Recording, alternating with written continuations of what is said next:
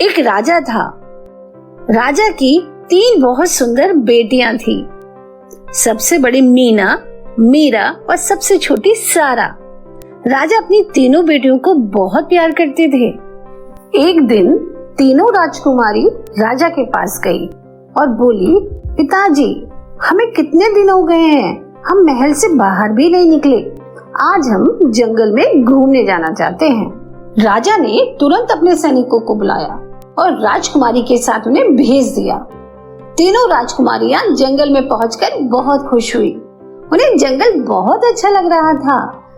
उड़ती हुई चिड़ियाएं, खिलते हुए फूल, नाचती हुई तितलियां, बहुत मजा आ रहा था। नाचता हुआ मोर, भागता हुआ खरगोश, अलग अलग जानवर देख के तीनों राजकुमारियां बड़ी खुश थी।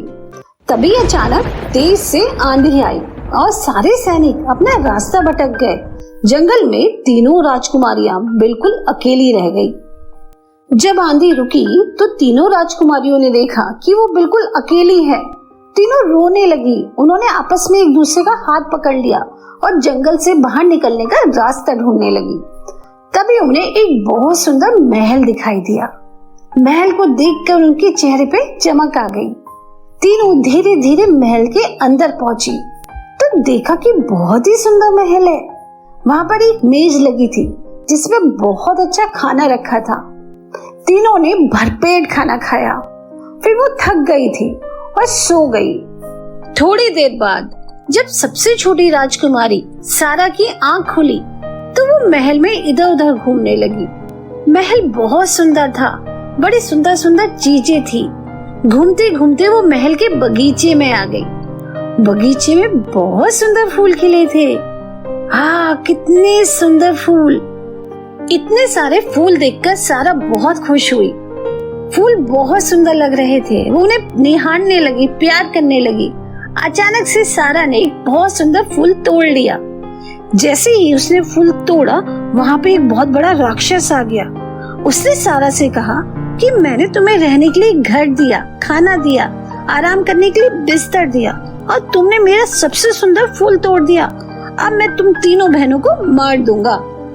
सारा डर गई। उसने राक्षस से कहा, प्लीज हमें मत मारना। वैसे भी फूल मैंने तोड़ा है। अगर तुम्हें मारना है तो मुझे मारना। मेरी दोनों बहनों को कुछ मत कहना। ठीक है, लेकिन मेरी एक शर्त है। मैं तुम्हारी दोनों बहनों को जाने दूंगा, लेकिन तुम्हें अब मेरे पास, मेरे ही महल में रुकना होगा। सारा ने राक्षस की बात मान ली और राक्षस के साथ ही रहने लगी।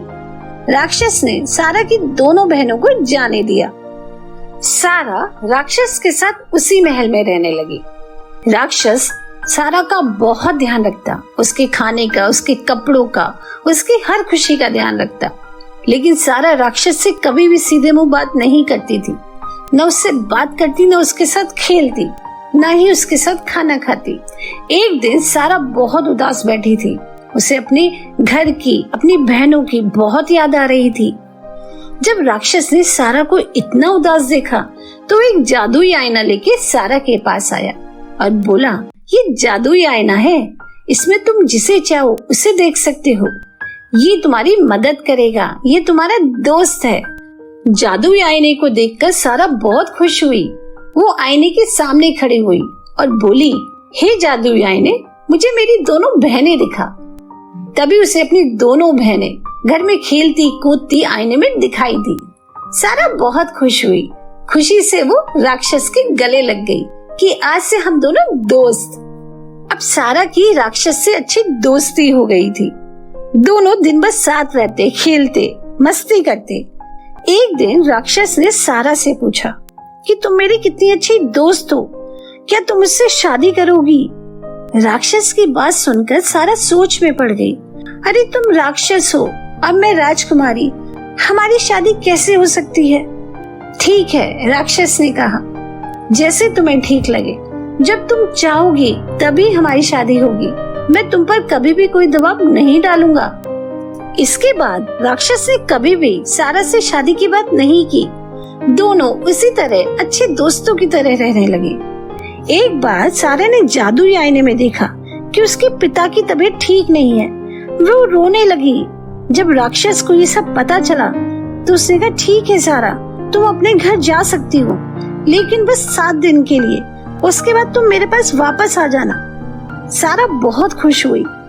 सारा अपने घर वापस आ गई। वो अपने परिवार के साथ बहुत खुश थी। सारा को देखकर उसके पिता की तबीयत भी ठीक हो गई। एक दिन सारा को सपने में दिखा कि वो राक्षस बीमार है और उसे बुला रहा है। सारा का भी राक्षस के बिना बिल्कुल मन नहीं लग रहा था। अगले दिन वो सुबह ही राक्षस के पास गई तो उसने देखा कि राक्षस ऐसे ही जमीन पर पड़ा है। उसकी बिल्कुल भी तबीयत ठीक नहीं है। राक्षस को इस हाल में देखकर सारा रोने लगी। उसके पास आई और बोली, मुझे माफ कर दो, अब मैं तुम्हें छोड़कर कभी नहीं जाऊंगी। मेरा भी अब तुम्हारे बिना बिल्कुल मन नहीं लगता। वो राक्षस के गले लग गई, उसे प्यार करने लगी और बोली, तुम मुझसे शादी करना चाहते थे ना, आज मैं तुमसे शादी करना चाहती हूँ। मेरा तुम्हारे बिना बिल्कुल भी मन नहीं लगता। तभी सारा ने देखा कि वो राक्षस एक सुंदर राजकुमार में बदल गया है। वो बोला, मैं तुमसे यही शब्द तो सुनना चाहता था। सारा आश्चर्यचकित होकर ये सब देख रही थी। उसे समझ नहीं आ रहा था कि वो राक्षस कहाँ गया और ये राजकुमार कहाँ से आ गया। सारा को इस तरह आश्चर्यचकित देखकर राजकुमार हंसने लगा। तुम यही सोच रही हो ना कि मैं कौन हूँ और वो राक्षस कहाँ गया?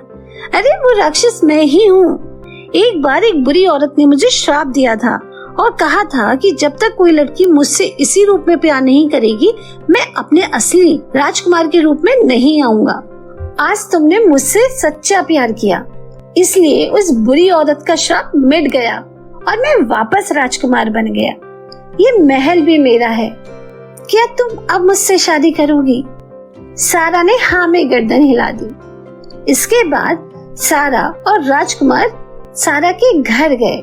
उसके पिता की आज्ञा ली और बड़ी धूमधाम से उनकी शादी हुई। उसके बाद वो प्यार से रहने लगे। इस कहानी से हमें यही सीख मिलती है कि जो अच्छे होते हैं और सच्चे होते हैं, उनके साथ कभी भी कुछ भी बुरा नहीं होता।